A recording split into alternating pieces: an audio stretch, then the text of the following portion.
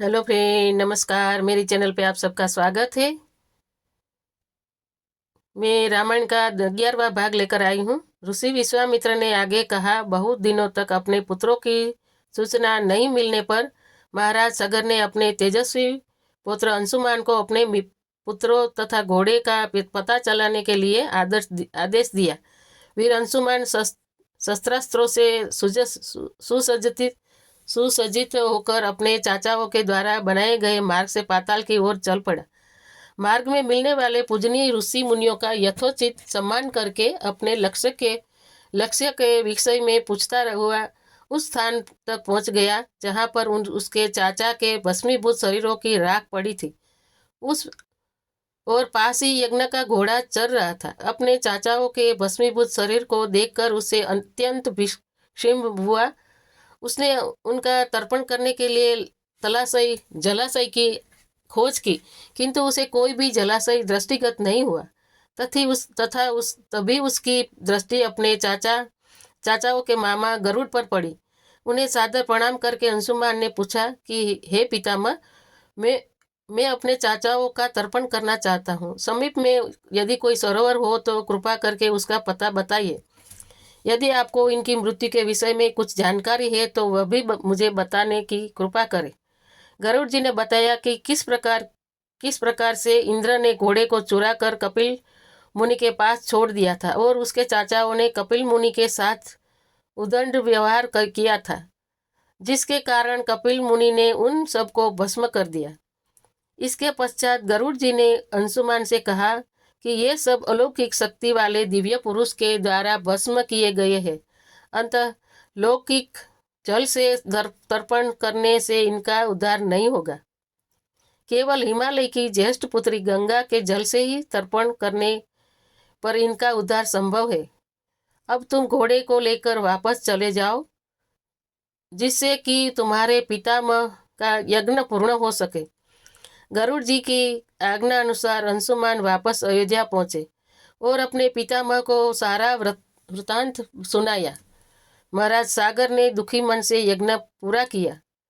वे अपने पुत्रों के उद्धार करने के लिए गंगा को पृथ्वी पर लाना चाहते थे, पर ऐसा करने के लिए उन्हें कोई भी व्यक्ति न सूझी। थोड़ा रुककर ऋषि विश्वामित्र कहा, महाराज सगर के देहांत के पश्चात अंशुमान बड़ी प्रियता प्रियता के साथ शासन करने लगे। अंशुमान के परम प्रतापी पुत्र दिलीप हुए। दिलीप के वयस्क हो जाने पर अंशुमान दिलीप को राज्य का भार सौंपकर हिमालय की कंदराओं में जाकर गंगा को प्रसन्न करने के लिए तपस्या करने लगे, किंतु सफलता नहीं प्राप्त हो पाई और वे स्वर्ग सिधार गए।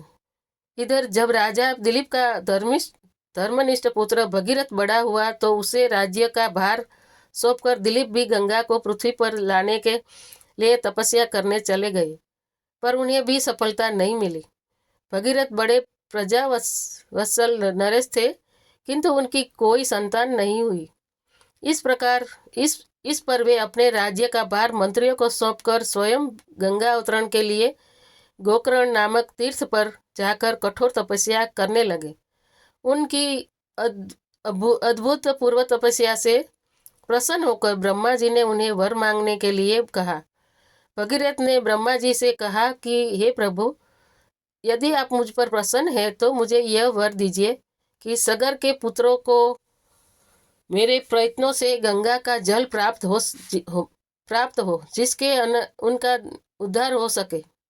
इसके अतिरिक्त मुझे संतान प्राप्ति का भी वर दीजिए, ताकि इक्ष्वाकु इक्ष्वाकु वंश नष्ट न हो।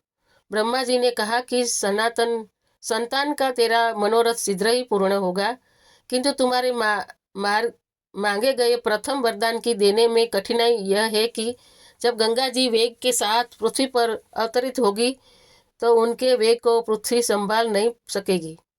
गंगा जी के वेग को संभालने की क्षमता महादेव जी के अतिरिक्त किसी में भी नहीं है। इसके लिए तुम्हें महादेव जी को प्रसन्न करना होगा। इतना कहकर ब्रह्मा जी अपने लोक को चले गए। भगीरथ ने साहस नहीं छोड़ा। वे एक वर्ष तक पैर के अंगूठे के सहारे खड़े होकर महादेव जी की तपस्या करते रहे। केवल वायु के अतिरिक्त उन्होंने किसी अन्य वस्तु का भक्षण नहीं किया। अंत में इस महान भक्ति से प्रसन्न होकर महादेव जी ने भगीरथ को दर्शन देकर कहा कि हे भक्त श्रेष्ठ, हम तेरी मनोकामना पूरी करने के लिए गंगा जी को अपने मस्तक पर धारण करेंगे। इसकी सूचना पाकर विवश होकर गंगा जी को सुरलोक का परित्याग करना पड़ा। उस समय वे सुरलोक से कहीं जाना नहीं चाहती थी, इसलिए वे यह विचार करके कि मैं अपने प्रचंड वेग से शिव जी को बहाकर पाताल लोक ले जाऊंगी, वे भयानक वेग से शिव जी की सिर पर अवतरित हुई। गंगा का यह अहंकार महादेव जी से छुपा नहीं रहा।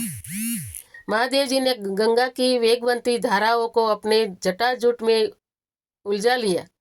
गंगा की अपने समस्त प्रयत्नों के बाद भी महादेव जी के जटाओं से बाहर न निकल सकी।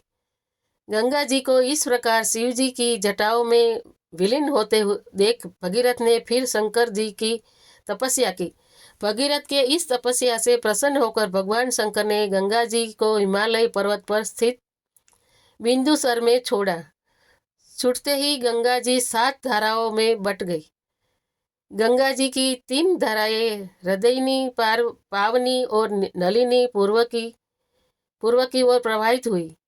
सुचक्षु, सीता और सिंधु नाम की 3 धाराएं पश्चिम की ओर बही और 7वीं धारा महाराज भगीरथ के पीछे पीछे चली। जिधर जिधर भगीरथ जाते थे उधर उधर ही गंगा जी जाती थी। स्थान स्थान पर देव, यक्ष, किन्नर, ऋषि मुनि आदि उनके स्वागत के लिए एकत्रित हो रहे थे। जो भी उस जल का स्पर्श करता था भव बाधाओं से मुक्त हो जाता था। चलते चलते गंगा जी उस स्थान पर पहुंची जहां ऋषि जहनु यज्ञ कर रहे थे। गंगा जी अपने वेग से उनके यज्ञशाला को संपूर्ण सामग्री के साथ बहाकर ले जाने लगी। इससे ऋषि को बहुत क्रोध आया और उन्होंने क्रोध होकर गंगा का सारा जल पी लिया। यह देखकर समस्त ऋषि मुनियों को बड़ा विस्मय हुआ और वे गंगा जी को मुक्त करने के लिए उनकी स्तुति करने लगे।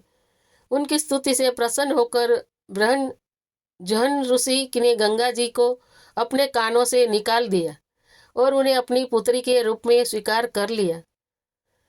तब से गंगा जाह्नवी कहलाने लगी। इसके पश्चात वे भगीरथ के पीछे चलते चलते समुद्र तक पहुंच गई और वहां से सागर के पुत्रों का उद्धार करने के लिए रसातल में चली गई। उनके जल से स्पर्श से भस्मीभूत हुए सागर के पुत्र निष्पाप होकर स्वर्ग गए। उस दिन से गंगा के 3 नाम हुए, त्रिपथगा, जाह्नवी और भागीरथी। हे रामचंद्र, कपिल आश्रम में गंगा जी के पहुंचने के पश्चात ब्रह्मा जी ने प्रसन्न होकर भगीरथ को वरदान दिया कि तेरे पुण्य के प्रताप से प्राप्त इस गंगा जल से जो भी मनुष्य स्नान करेगा या इसका पान करेगा वह सब प्रकार के दुखों से रहित होकर अंत में स्वर्ग को प्रस्थान करेगा। जब तक पृथ्वी मंडल में गंगा जी प्रवाहित होती रही तब तक उसका नाम भगीरथी कहलाएगा और संपूर्ण भूमंडल में तेरी कीर्ति अक्षुण रूप से फैलती रहेगी।